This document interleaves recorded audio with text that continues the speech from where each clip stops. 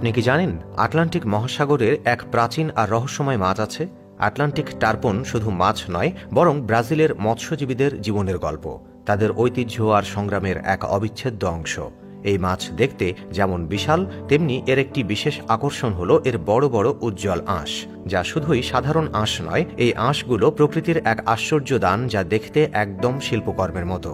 আর ব্রাজিলের মৎস্যজীবীরা প্রজন্মের পর প্রজন্ম ধরে এই মাছ এবং এর আঁশ নিয়েই জীবন গড়ে তুলেছে। আটলান্টিক টার্পন মাছ ধরার পর মৎস্যজীবীরা প্রথমেই তার বিশাল আঁশগুলো সংগ্রহ করেন। একবার ভাবুন, এই আঁশগুলো এত বড় যে এক একটি মানুষের হাতের তালুর সমান।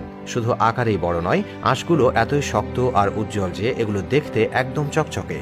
মাছের আঁশ পরিষ্কার করার পর যখন পলিশ করা হয়, তখন এটি আরও মসৃণ আর স্বচ্ছ হয়ে ওঠে। আঁশগুলো শুধু মাছের শরীরের অংশ নয়, বরং এগুলো ব্রাজিলের উপকূলীয় এলাকাগুলোর সংস্কৃতি এবং শিল্পের এক গুরুত্বপূর্ণ উপাদান। মাছের আঁশ থেকে তৈরি হয় ল্যাম্পশেড, গয়না আর সজ্জা সামগ্রী। এর মধ্যে সবচেয়ে জনপ্রিয় হল মাছের আঁশের ল্যাম্পশেড। আপনি যদি এই ল্যাম্পশেড দেখেন, তাহলে একেবারে মুগ্ধ হয়ে যাবেন। ল্যাম্পশেডের ভেতরে আলো জ্বললে তা পুরো ঘরে এমন এক জাদুকরী পরিবেশ তৈরি করে, যা অন্য কিছুর সঙ্গে তুলনাই করা যায় না।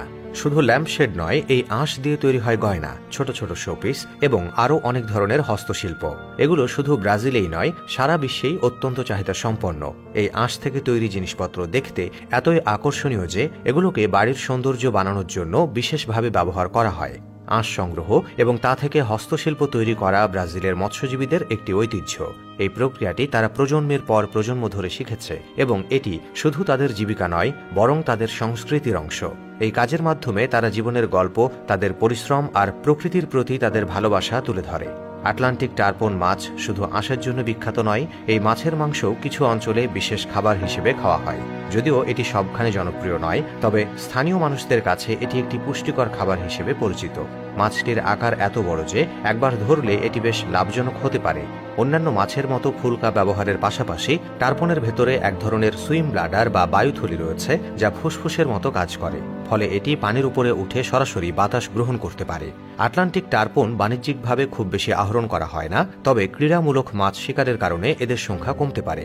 পরিবেশ দূষণ ও আবাসস্থল ধ্বংসও এদের জন্য হুমকিস্বরূপ। আটলান্টিক টার্পন শুধু এর আকার বা শক্তির জন্য নয়, এর রহস্যময় জীবনধারা, বিবর্তনীয় ইতিহাস এবং প্রতিরক্ষা কৌশলের জন্যও দারুণ আকর্ষণীয়। প্রকৃতির এই বিস্ময়কর সৃষ্টি এখনও বিজ্ঞানীদের জন্য গবেষণার বিষয় হয়ে আছে।